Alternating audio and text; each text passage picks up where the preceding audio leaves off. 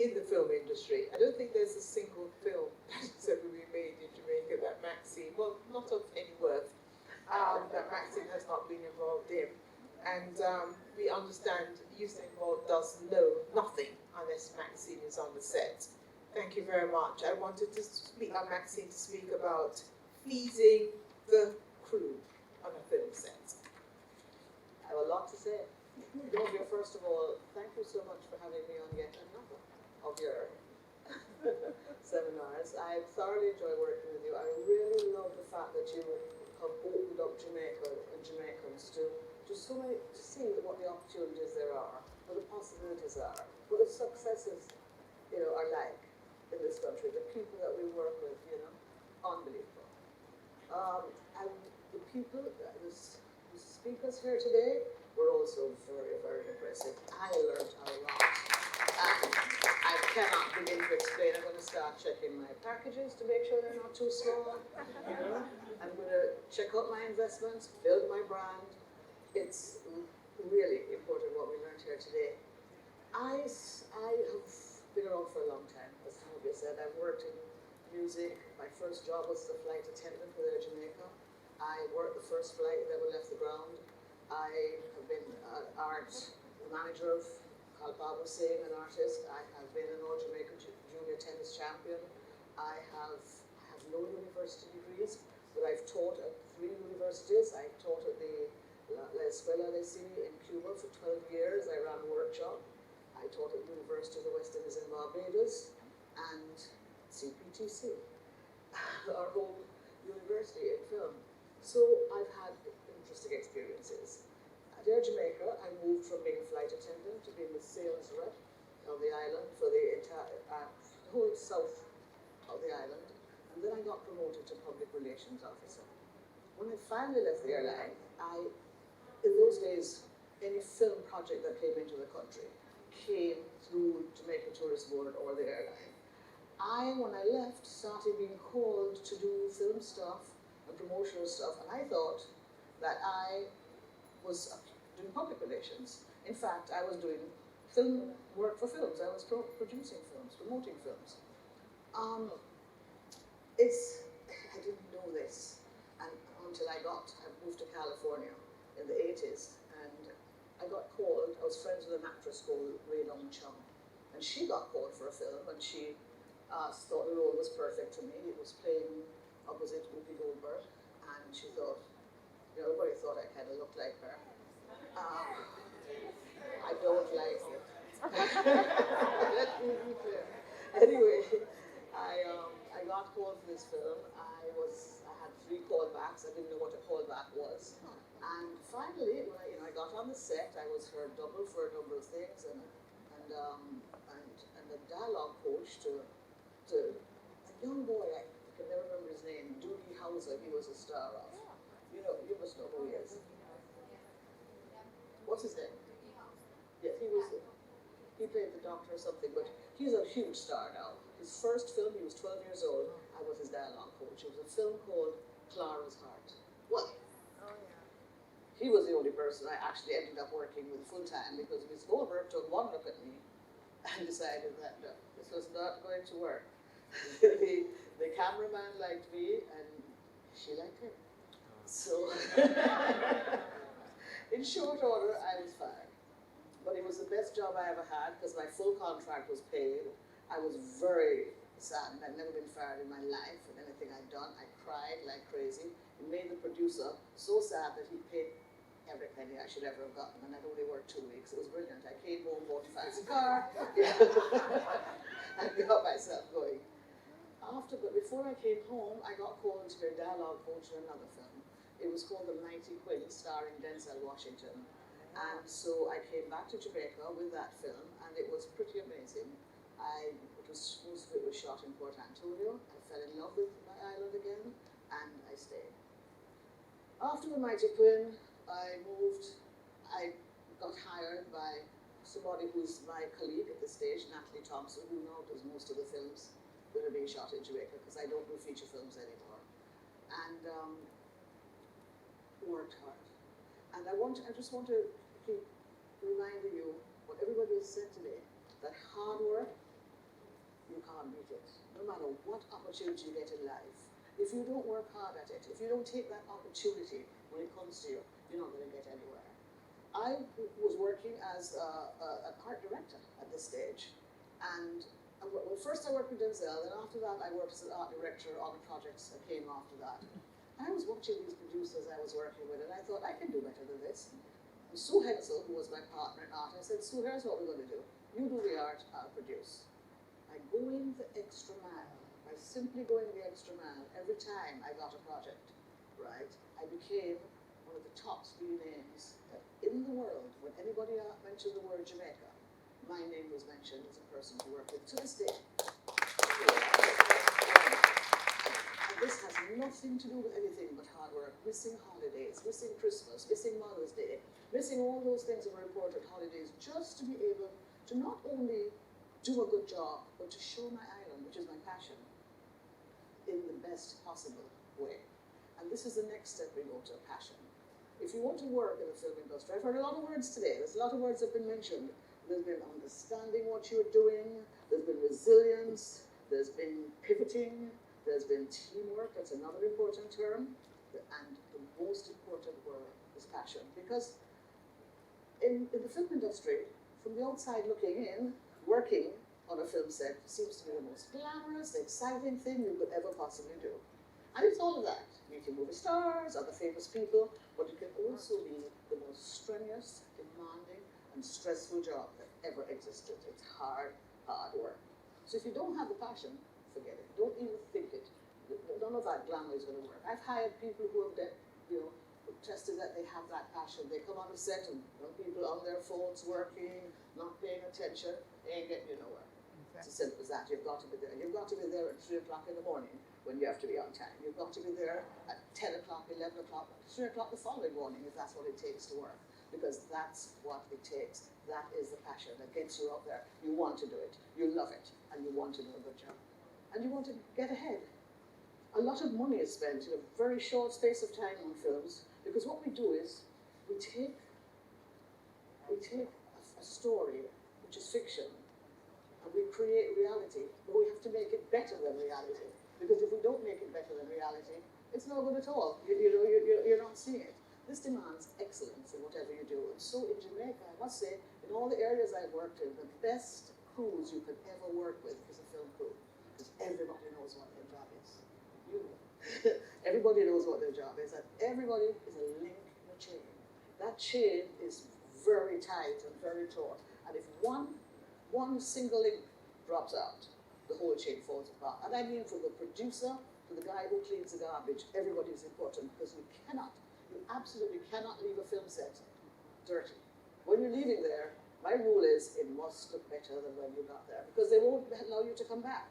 I remember working on one set when it was a boat shoot and we trampled these people's lawn. I mean, we made such a horrible mess of it. We turned the house upside down, trashed it, but not mashing it up. And when I went to the owner, who I put in a hotel for the whole week, and said, what's the cost? He quoted me a figure that was way beyond what it would have cost. So the grass was trampled, but rain would hit it and it would grow back. I mean, there's still things, people said we've done which we hadn't done, but I paid him. And I paid him because, one, I wanted to have good faith with him, and two, what you going to tell somebody when their house doesn't look like it was when you started? Well, what a damn good thing I did that. Because a year later, the production team come back and wanted to shoot in the same house. It was like, I could never have gone back to this guy if I hadn't paid him. So it's important to have that link. You've got to, everything has got to be taken care of. You've got to, as a producer, you've got to have your eyes wide open. And everything that happens on a set is a line item. And one of the most important links in this chain, and the line item in there, is the caterer. The caterer's job is to provide sustenance and good food to help keep the hard-working crew energetic and healthy so they can keep up with the demands of the tough days. I mean, I'm going to tell you, our days are tough. I mean, we can start at 3 in the morning and we don't finish till late at night because even after the stars have left and everything is done, we've got to clear up. And at the top of the line, I, for instance, sometimes don't sleep. I just go through. The caterer also has to be up because if we have a 6 a.m. call, they start cooking from 3 got to have good food ready. It's a responsibility of two departments on a film set to feed the crew. There is catering and there's craft service. Craft service, I know, is a funny sounding term, but I'll tell you about it in a minute. Catering provides the sit-down hot meals that are served anywhere from 2 to 3 times a day. The caterer is hired early in the process, as information on the crew must be sourced and necessities must be informed and necessities sourced. We've known directors and stars that demand things like Pepsi and Red Bull at 8 o'clock in the morning. I mean, unbelievable. It's like, are you serious? We've had the people who have specialties, the things that make them tick. It's not our business. A film's catering costs are about 1% of the cost of the entire film. So if you do the math, if it's a $3 million film, it's probably about, well, that's a small budget film. You're probably spending about $40,000 to $50,000 somewhere there on food, and it has to be good food. The food served can range from bare bones, depending on your budget, to elaborate. On a non-union production like we have in Jamaica mainly, craft services, why did I get to craft services? Sorry, my notes have gotten mixed up. Sorry.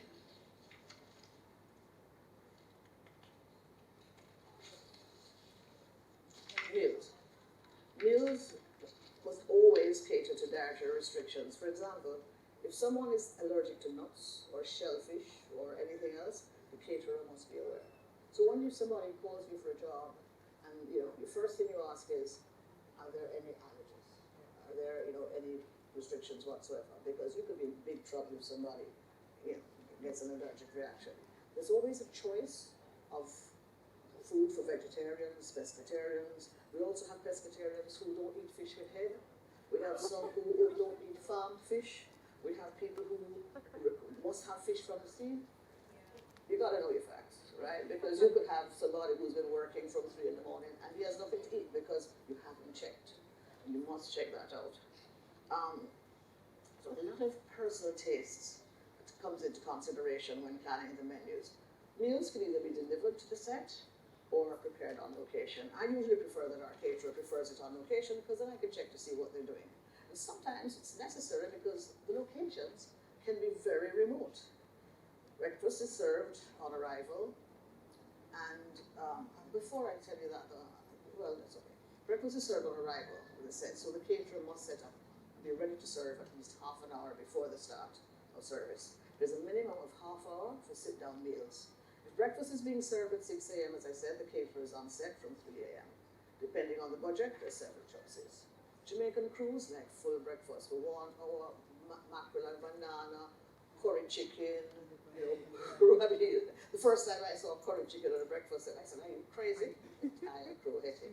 Let me tell you. And cooked food, like strong cooked food. While the visiting crew often likes bacon, eggs, toast, cereal, yogurt, that kind of thing. The caterer also has to work very closely with the locations department. This is because he must know where he's going to when for the shoot.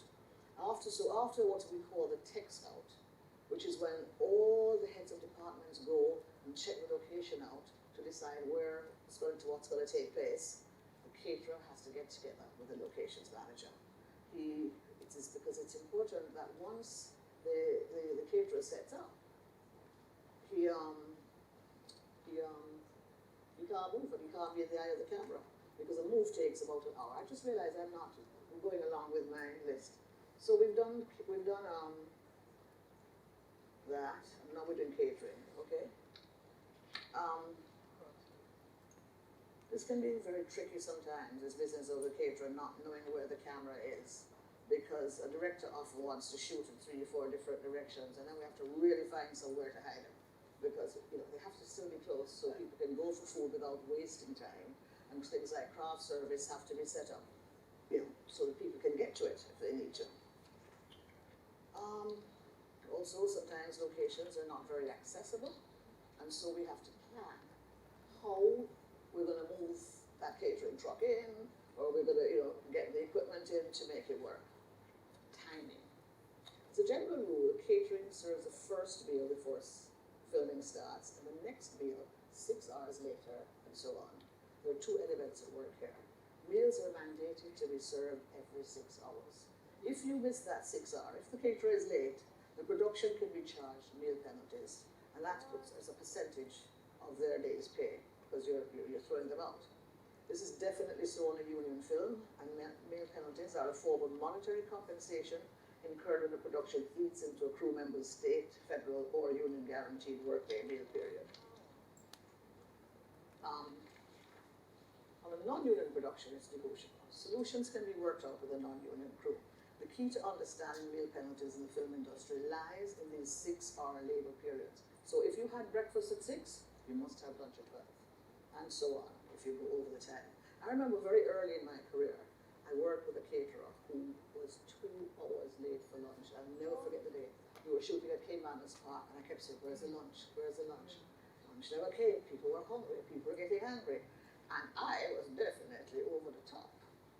I, of course, told him in no uncertain terms consequences of his actions, and I was not nice, I have to be honest. This guy grew to become the #1 film caterer in the island, and the #1 caterer around this island and the various things. One day, probably about 5 years later, he pulled me aside and he said, Maxine, I want to thank you for reading me the right act that day. I have never been late from that day for anything I've done. And he said I would never be late again. It helped him seal his reputation as being extremely reliable, and it was most fulfilling for me to hear that, because I kind of felt bad about the way I reamed him. But it is important that the caterer sticks to the schedule throughout the day, as time and money play a huge part, and we can't afford to waste it. An interesting fun fact about the film. Move on. That was catering. Data restrictions, we've done that. Transportation, we've done that. Timing of meals, we've done that. Here we are now. Doesn't matter, does it? The first meal is always breakfast. Is that weird? If you start shooting at 6 o'clock in the evening, it's breakfast. Any time of day that you start, it's breakfast. I guess it's because you're breaking the fast. They've never been able to explain this. If you go on an international set, you get a breakfast burrito at 6 o'clock in the evening. Here, we call it whatever we want to call it. And we don't often call it breakfast, but we definitely serve you the meal that's for the day. There are different ways of serving meals, depending on the workload for the day. For instance, you can have a walking breakfast, which will probably be some kind of a wrap, and it helps get the crew started earlier. A walking breakfast spans around an hour and allows the crew to arrive at staggered intervals. So if your department doesn't have to start, at that particular time, you can come a little bit later if you're finding your own transportation, and you can have your breakfast because you're walking with some kind of a wrap or something to make it work. Lunch, of course, is then served 6 hours later, and it's a 30-minute break. The goal is to get everybody fed and on that set in time, and there's no time for leisurely lunches on shoots like that. When a 30-minute lunch break ends, the 6-hour clock resets before another 30-minute break is required. If production runs past the 12th paid hour of work without a meal break, we will face a meal penalty. You can avoid a second break by aiming to wrap the shoot before the 6-hour break. Some of the other terms of thing is French hours. French hours is when all the food is laid out, the crew keeps working, and they just go and get what they need as they do it, and others keep working. There's I don't know why I didn't check this quickly. If one is shooting more than one locations, our drivers are fed first because they have to be ready to move just in case we have to make that move. And on-set crew and talent are also fed first. Craft service. In the film industry, craft service is the department that provides snacks and refreshments that are available throughout the day.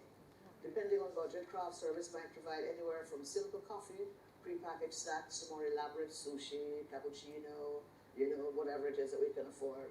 But there's always fruit, coffee, and tea and water available on set all the time. If the crew moves from here to there, the water cooler moves with them, and they always have to be watered.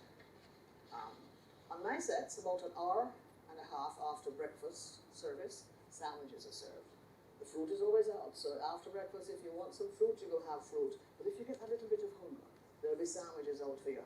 And our craft service guy, he is so excellent that I have known people come back to Jamaica to film because they love his hot tuna fish sandwiches. They are legendary in the world, let me tell you. You say that to film crews, they go blind because he makes those hot tuna fish sandwiches. 2 hours after lunch then comes in there. We try to provide a tea type of craft service where we have, if it's, if you have the money, you can buy cakes and do fancy things. If you don't, there's bun and cheese and bulla. Or even a patty if you're lucky. But we try and keep our snacks local. We forego the processed American chips, and we go for things like plantain tarts, cassava, banana chips, and which allows us to not only show off the local Jamaican fare, helping our friends who export overseas, as for the products to get known, or they're more nutritious anyway. And we always use local fruits, no American apples, none of that stuff. By most accounts, craft service is the center of a set's social scene. Everybody wants to eat something in between. And so the stars will mingle with the lighting crew, and the director grabs the same snacks as the assistants, and it's just a great equalizer. But it can also slow down your shooting day. So one of the things I do here in Jamaica is I have people who actually go out into the crew and serve the drinks and the snacks and the stuff, and that way it goes quickly. The quality of the food can make or break the crew experience. If the coffee machine isn't refilled often enough and snacks aren't restocked, they can get really tired, and get of sort of the boring food all the time. As a lot of time is wasted hanging around craft service table, as I said, we make things move quickly by sending the food out. Let me see what I forgot here. Celebrity catering. Now, an ideal film caterer has to have the ability to plan menus, prepare food well in advance, recognize the needs and make adjustments to ensure that needs are met. When you work with celebrities, that's a whole other form. They come with riders. Those riders can be anything. It's quite amazing because you'll have a rider who demands stuff that, you have to move mountains to get them, right? And then you have a rider that asks for things that, why would you ask for that, Yeah. Somebody else will ask for pan chicken, which we love pan chicken, but they could all say it's the most fabulous meal from the best restaurant in the world, but what they prefer is pan chicken. When you work for a company, for instance, we do a lot of Gatorade commercials with Bolt, and he cannot be seen drinking anything but Gatorade. But PepsiCo, that owns Gatorade, insists that we can only serve their drinks, their snacks, their stuff on set. Our budgets don't even go anywhere near that, but they will pay extra just to make sure that nobody else's product is seen on a set that they're on.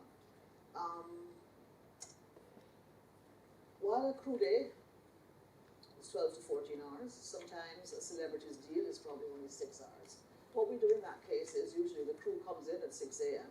Always have a body double stand in. The body double is there the day before, and we mark the sets where the talent is going to go because we can't waste time.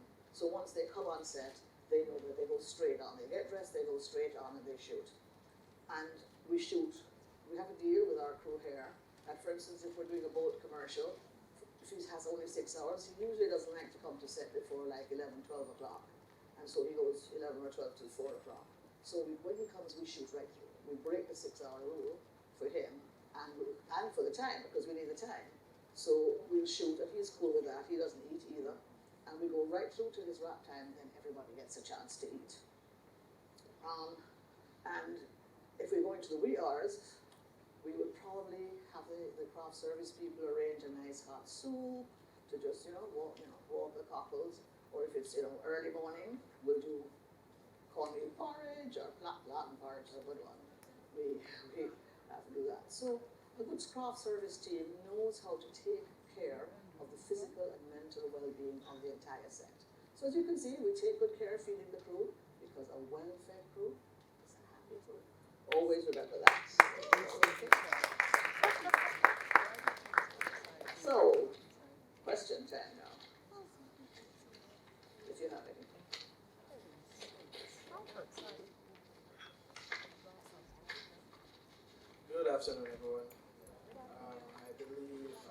ask a question that is on everyone's mind. Okay. You had mentioned a caterer that you thoroughly chewed out.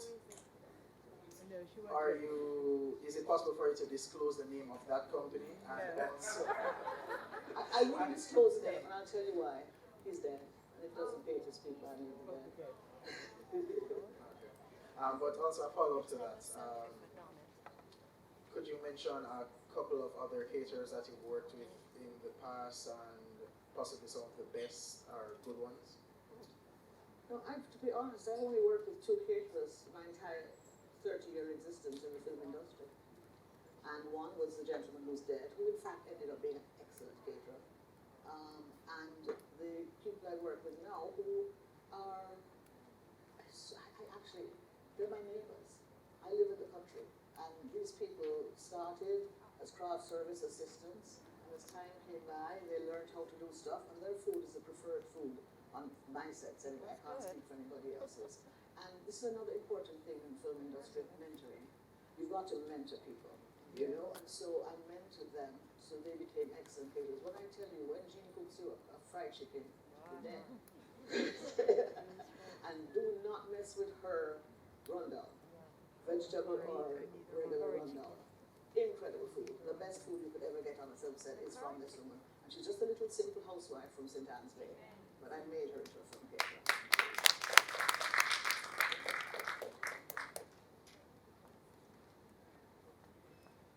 Good afternoon, everyone.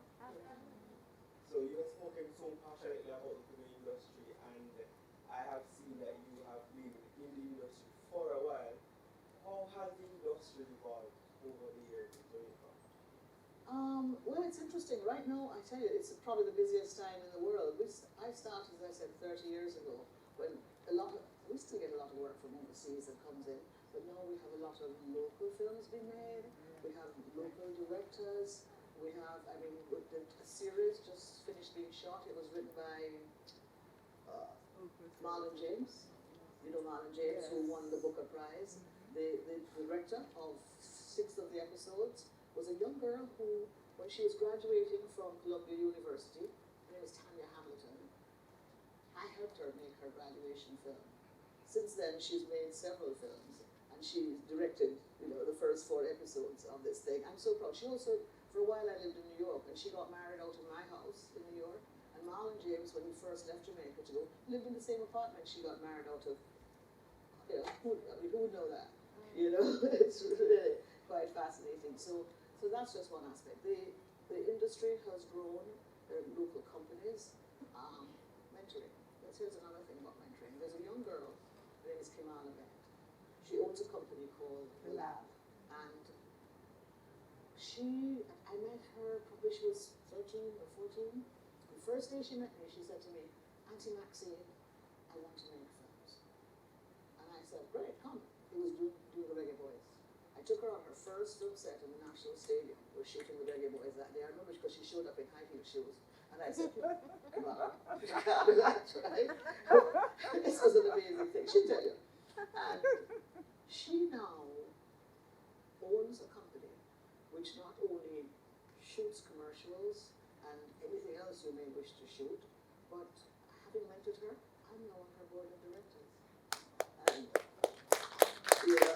I was so honored when she asked me, but that's how mentoring should work. It should go around and come back.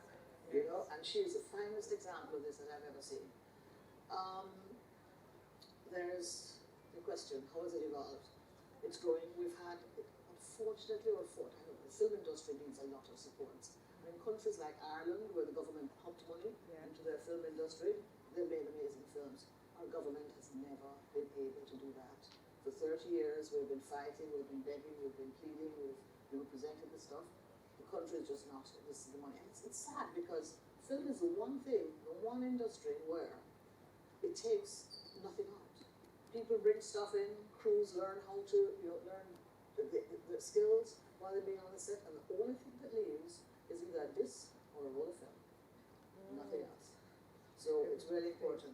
But the industry in the world evolved strangely in the last few years in that, especially in the United States, they started paying a percentage of the budget back to the film companies to attract them to their cities, like 40%. We couldn't afford that, you know. So a lot of the work we lost. For instance, Paris in the Caribbean was Jamaica. Where was it shot? In Dominica. Because they could afford to pay the 40% kickback. We couldn't do that. And so we lose a lot of work because of that, from that aspect of it. But then also people are making films. Storm Salter is just about to direct a series out of England, I think it is. He did, you know, Stone's film, Sprinter, was one of his second film. There's a lot of young people who are making a lot of film. It's really an exciting time in the Jamaican film industry. Because we have stories. Everybody has a story. You think about what happened at home or to the neighbor next door. We need to tell those stories. And you don't have to have a lot of money. I taught in Cuba, as I said, for many years. They didn't have a penny. And some of the best films in the world came out of Cuba because they had to be innovative, they had to be creative, they had to think it. And the way it really works is teamwork. So if you know 6 people who are interested in doing films with you, I'm sorry I'm turning my back on you, but if you do know them, you go for those 6 people and say, come, let us do it together, right? There are people who will help you. There's a film commission, there is the Association of Film Professionals here, JAP, and it can be done. Tell your stories, think about them, write them down. The radio stations, RGR is looking for films, Jamaican stories, to be able to put out there. And you can't always think of the money angle as much as we need money. You have to think that gets you out there. You make the film, somebody sees it, that could be it. So think about it. Teamwork, passion, beautiful stories. Thank you.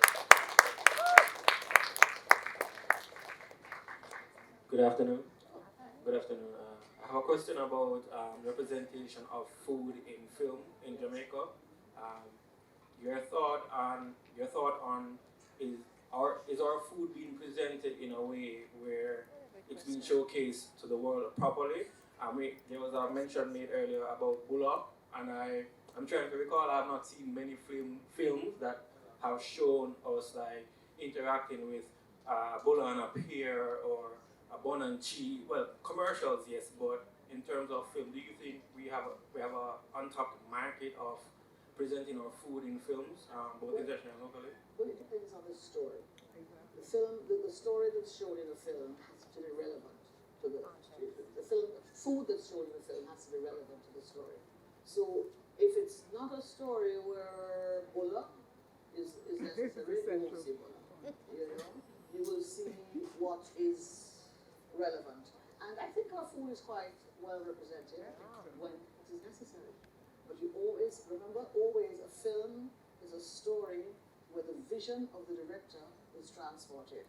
So it can't be Jamaican food necessarily. Say, because we might be shooting a scene. I've shot Jamaica for Southeast Asia. I've shot Jamaica for Florida. I've shot Jamaica for several parts of the world. So it depends on the situation. And where Jamaica is called for, a lot of the times you'll see a lot of jerk chicken. Because of course the effect of the smoke, is good. It's all, everything is visual and texture. So you'll see that. But where the opportunity arises, we certainly do push it.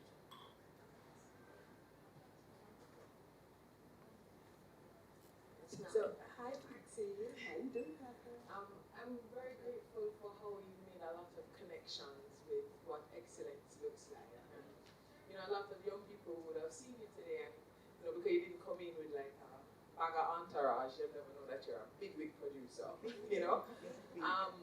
But in what you talked about, mentorship and people showing up and making themselves available, that you would have had a caterer who didn't do well the first time, but he took telling. He didn't take it as, I'm never working with her again, make her go. He was like, how am I going to get better at this so that I can be number one? And I'm just hoping our young people in here are understanding that even at points of failure, there is the learning, and it's what you do with the learning. And how you look around the room and look past a look to have a conversation, because there are lots of stories, there are lots of ways to learn and people to learn from, but sometimes you're looking for a particular picture of a person, and your educator was sitting right beside you. So So I hope you guys have recognized that. Have the conversation. Yes. Say your name and what you do. And you never know, because your number one caterer now is your neighbor. Right. Can you imagine? And you trust her with it, Oh, because you totally. know that you can set it and forget it. And that's all people ask. Set it and forget it. And this is what happens, you know, with the people I work with in the industry. I train people, yes, and we try to bring people along to be the best they can be, but I never work with anybody but the best. Because it's such hard work. There is so much you have to concentrate on and be aware of when you're working. That if you, for 1 minute, have to, and you have to be aware. As a producer, you have to know everything that's happening on your set. You have to know more than anybody else, because if you don't, you could get screwed. And you don't just have one backup, you have 6 backups when you work in a place like Jamaica, where anything can fail. It could be an accident on the road that throws your time out. It could be, you never know what it could be. And that you always have to be aware, right? So if you don't, and I'm telling you, I encourage you and I invite you to check out this industry, because there are areas that, I know I'm here to talk about food, but may I? Thank you. There's an area called script supervision. The script supervisor is a continuity person on a set. The person who sits beside the director and watches what happens. On the day you go on, the star's watching might be on his left hand, but the next day he puts it on his right. And if somebody has to be aware of that. There's one person in the island that does that. One person. You know? And all it takes is being smart, aware, and being there. There are so many areas that are open for you to learn, right? And your next seminar, I'll tell you about where I'm pivoting to, because I'm at the age where I'm moving on, because it's new young people who need to take over this industry. I still do work, but I'm going to be doing something else. Teaching you all.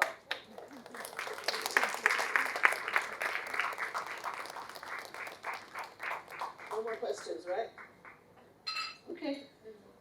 Nice being here. Move your pants. I love you. It's great. Fabulous day. Everything wonderful. And thank you all the presenters. Oh my God, I made great friends there today. It's such a joy. Welcome to Jamaica. It's lovely to have you. It's just fabulous. And who knows? We work together. Thank you very much again, Maxine. And thank you all. A little bit colder, yes.